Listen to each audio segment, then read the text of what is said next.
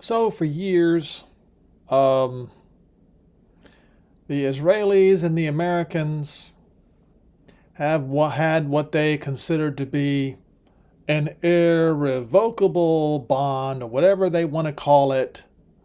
And I have been countering that by saying that Jews can never be friends with Christians. And I know that irritates the hell out of some people, but it is a fact. And I'll give you a case in point in the past, and then I'm going to give you a case in a point currently. Okay? So in the past, on the Christian Post, by the way, this was in the article was in 2009, but this occurred in 1973. Conversation between President Nixon and evangelist Billy Graham about Israel was among the secretly recorded tapes from the Nixon presidency that were made public this week.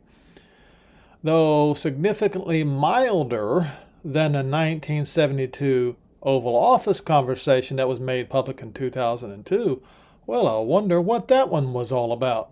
The latest recording added fuel to those unable to and unwilling to forgive the now aged evangelist for past anti-Semitic remarks that had even shocked his admirers.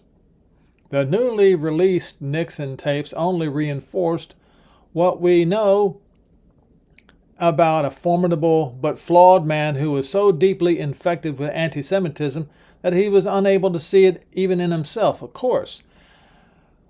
An unrighteous man does not see the unrighteousness of his ways. Everybody knows this. Abraham Foxman, National Director of the Anti-Defamation League, said regarding the nation's 37th president. Startling, too, is the information that continues to come out about the Reverend Billy Graham's anti-Semitism, showing how he raised the subject of Jews with Nixon and commiserated with him about the synagogue of Satan and Jews who promoted pornography and obscenity, he added in a statement. Interesting. So the Jews promote pornography and obscenity. Was Larry Flint a Jew? No. How about, what is his name? I can't remember his name. The founder of Playboy. Was he a Jew? No. So, how is it that you have a Christian evangelist accusing the Jews of promoting pornography and obscenity when it's in fact that it's his own people who were doing it? While never expressing these views in public, the Reverend Graham unabashedly held forth with the president with old-age classical anti-Semitic canards.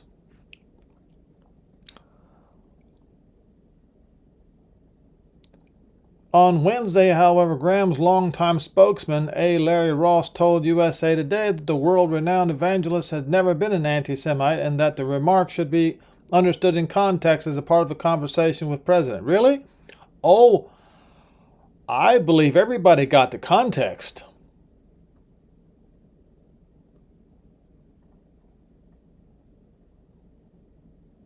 In the 20-minute conversation dated February 21, 1973, Nixon was expressing grave disappointment in Israel for its stupid decision to shoot down an unarmed civilian aircraft that accidentally flew into then Israeli-controlled airspace. The shooting of a Libyan Arab Airlines Flight 114 that day resulted in the deaths of 113 people.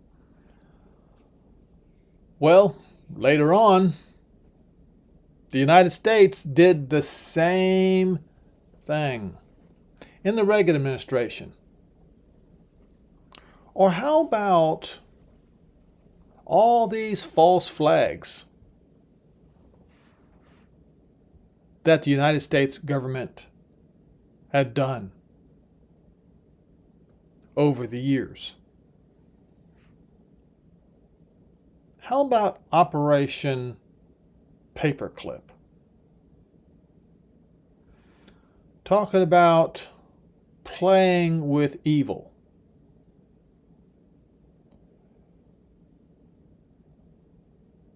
And it says, and it shows here, with a thing like this, they lose all of the support that they have in the world. We're their only friends anyway. No other country is their friend anymore, Nixon told Graham around 8:14 that evening. Oh, it's just terrible. In response, Graham brought up how Jewish leaders were also alienating Christians in the United States and overseas. Then the then 54-year-old evangelist referred to reports in newspapers detailing how Israeli leaders were talking about expelling all Christians from Israel. It's going to happen, folks. It's going to happen. The two prophets written about in Revelation 11 and Isaiah 66 are going to expel all the Christians from Israel. And how Jewish leaders in America were damning Campus Crusade for Christ and other religious groups who were taking part in Key 73, a landmark nationwide evangelical effort that brought together 130. Why do you think the Jews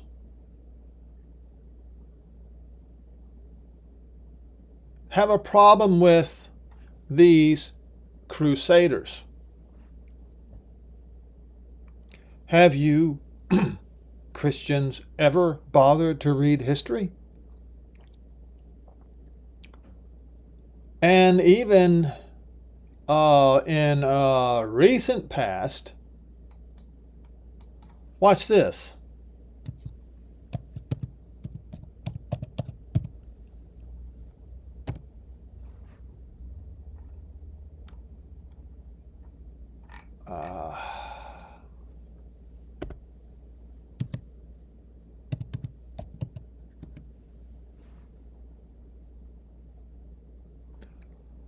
American Crusaders with the capital K, an auxiliary group of the Ku Klux Klan formed in 1923, or the Crusader, a longtime white supremacist white supremacist newspaper associated with the Klan.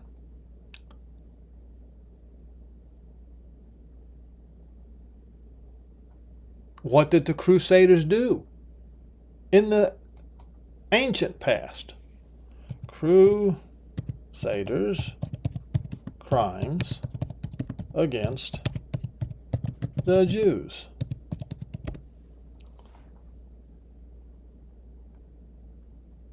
During the Crusades, 11th to 14th centuries, initiated to reclaim the Holy Land, Crusaders committed widespread atrocities against Jewish communities, driven by religious fanaticism, desire to plunder wealth, and blood libels. Armed bands massacred thousands, destroyed synagogues, and forced mass conversions across Europe and the Middle East. You got, look at this. Look at all of these things which they did to the Jews. And you expect the Jews to be okay with you crusaders. All right. So then we'll go to this right here. Secret White House tapes and historical transcripts reveal that Richard Nixon and evangelist Billy Graham discussed targeting Jewish influence in American media and government once Nixon secured a second term. In a 72 conversation, Graham told Nixon, if you get elected a second time, we might be able to do something.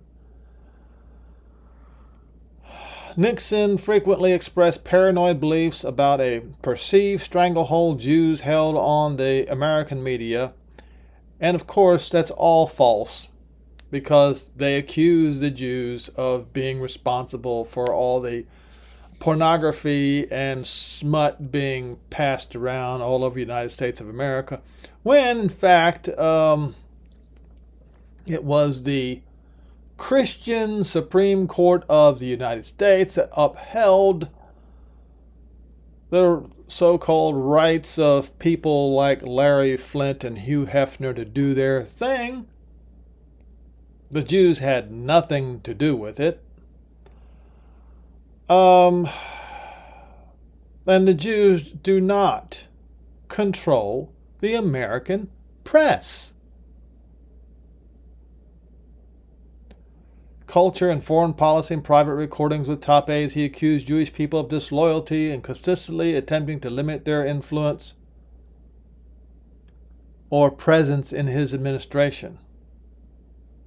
Well, who would want to be in an administration? And quite frankly, I don't believe that any Jew should be involved with the politics of the United States of America or any other country.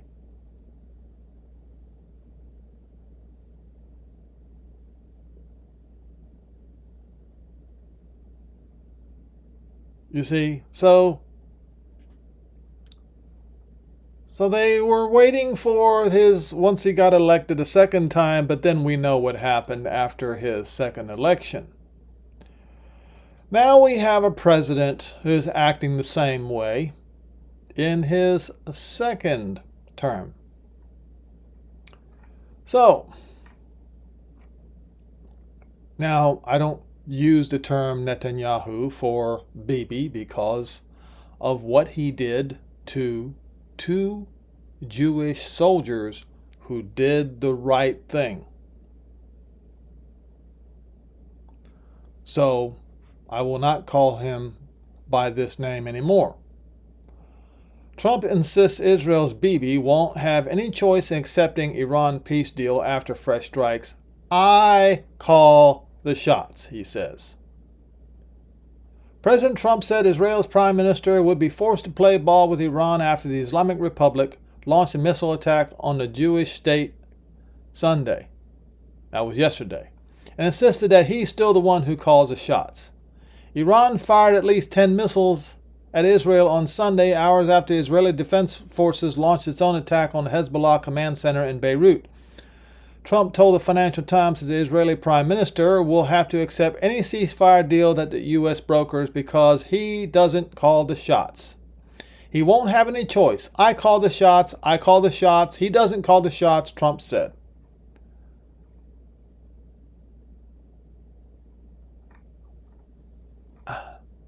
Trump assured that Sunday's shakeup, which effectively terminated a delicate ceasefire Israel and Lebanon agreed to just last week, will not have any impact on U.S.-Iran negotiations.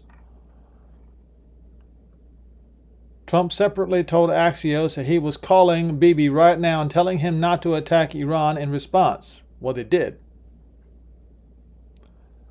Each of them had their fun. If Bibi strikes them back, it's just going to keep going like the last 47 years or the last 3,000 years. Oh, no, it won't. Because what Donald Trump does not realize, and it's the reason why he does not realize this, because he doesn't read the scripture. All of this is going to come to an abrupt and mind-blowing end. It's going to. Last week, Axios reported that Trump and Bibi had a heated, profanity-laced phone call about Israel's tarnished reputation. You're effing crazy. You'd be in prison if it weren't for me. Everybody hates you now. Everybody hates Israel because of this, Trump said, according to the outlet. Everybody hated Israel before Israel became a Roman state. Yes, because a state is Roman in concept. A kingdom, the kingdom of Shemayim, is going to be altogether different. So Trump confirmed the phone's call existence of the Financial Times and didn't dispute the way it was characterized.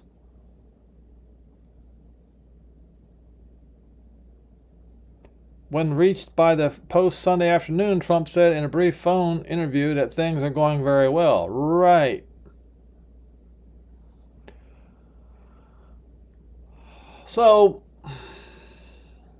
once again, let me warn all of you what's going to happen. This is going to be after the fifth shofar sound, and after this will be in the later part of the sixth shofar sound. So there's going to be a horrific event that's that's going to hurl the world in darkness for 5 months. And it's going to be caused by an extreme meteor event in the Mediterranean Sea near Italy. Then there's going to be 5 months later a nuclear event. You can read about that in Revelation 9 verses 8 and 9, 10, 11, 12. Then after that comes this event here. Now,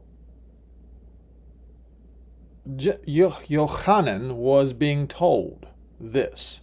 And it was given unto me like a rod, and the messenger stood and said, Rise and measure the temple of Jehovah, not Got, and the altar of them which worship therein, but the court which is outside the temple leave it out, and measure it not, for it is given unto the Gentiles, and the holy city they will tread down for 42 months. They did. That was 70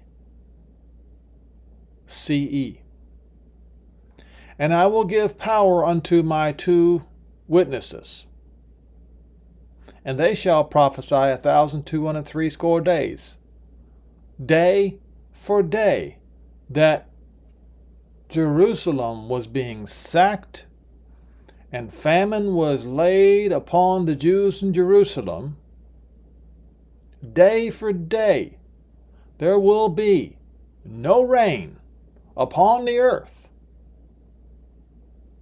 Just as the Gentiles starved the inhabitants of Jerusalem, the 2 witnesses are going to starve the whole world of water. All of these aircrafts, bombs, everything, modern technology will mean nothing. Will mean nothing when you can't find water to drink and when your food supply literally dries up. Clothed in sackcloth.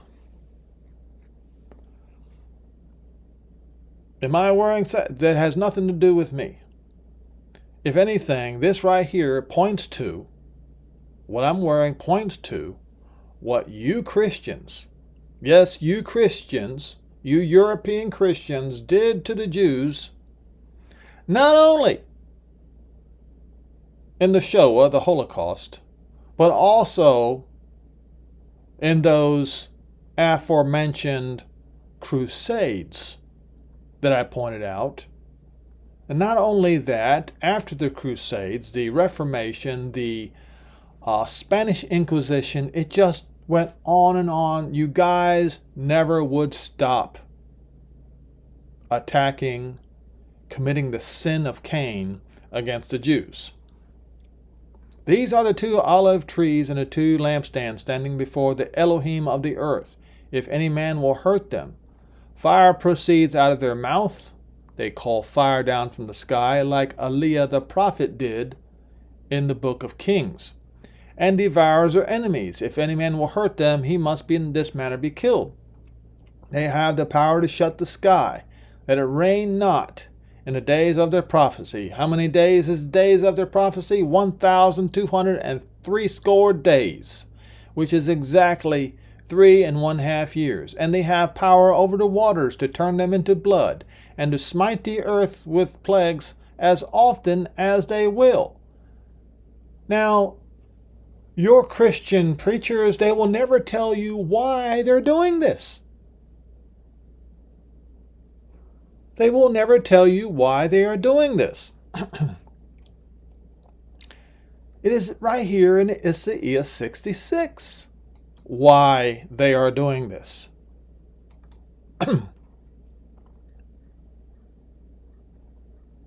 It's talking about the redemption of Jerusalem, and how, for by fire and by the sword will Yehovah, you can see it right there, not the Lord, judge flesh, and the slain of Yehovah shall be many.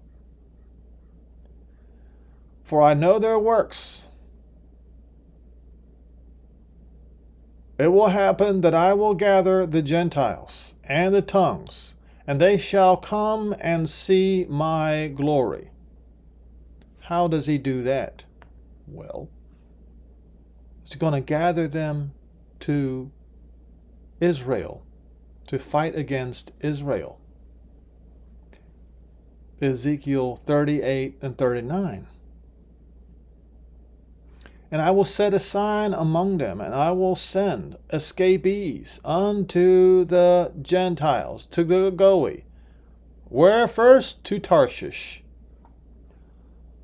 Tarshish, that is beyond the pillars of Heracles. Beyond the pillars of Heracles is North America and South America. And if you read Isaiah 60, verses 8 and 9, it will be to Tarshish first, like it says right here. But Pul and Lud are Assyria and Egypt, aka all around the Fertile Crescent region, Syria, Iraq, parts of Iran, and right here are I can't remember. See, one of them was named king of Assyria was named Pul, and another king of Egypt was named Lud in the days of Isaiah. Okay, and that's how we know. And so, out of North Africa, and incidentally, a lot of my ancestry comes from North Africa and still live there. The bow to Tubal, to Greece. Now, Tubal, you can say Turkey, you could say Russia. It doesn't really matter. To Greece and to the coastlands. That would be the Roman Empire. Not to have not, that I have not heard my fame, but to hear my fame. See right here, it says to hear. They say exactly opposite. But it's to hear my fame, to see my glory, and they, the two witnesses, shall declare my glory among the Gentiles. How are they going to do this? There is going to be 3.5 years of no rain on the earth. They will be able to turn water into blood and exact all kinds of plagues for as often as they will. And why are they going to do this? Well, here's the answer. And they will bring your brethren for an offering unto Yehovah out of the Gentiles, upon Sus, upon flying ships, also of a swallow from its rapid flight, just like it says in Isaiah 60, verses 8 and 9. Flying ships of Tarshish. In chariots, in covered wagons, in buses, in trains, in whatever kind of vehicle that can be mustered to bring them back to his holy mountain Jerusalem, says Yehovah. The children of Israel will come in as an offering in a clean vessel into the house of Yehovah. I will make them priests and Levites, says Yehovah. A new heaven and a new earth, which will I make, shall remain before me, says Jehovah, so that your seed and your name shall remain. So then if we go to Revelation, and we read about a new heaven and new earth, watch this here.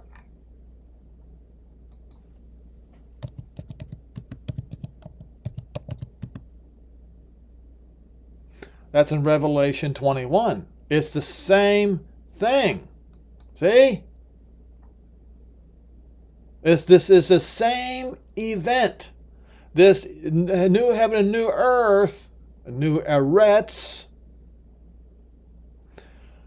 is going to occur here, right here, when all Israel is gathered out of all the Gentiles by the two prophets. Now, when these prophets come, a president of the United States will not be able to say that he calls the shots. These two prophets are going to call the shots for 3.5 years. And there is no weapon formed on earth that's going to be able to stop them.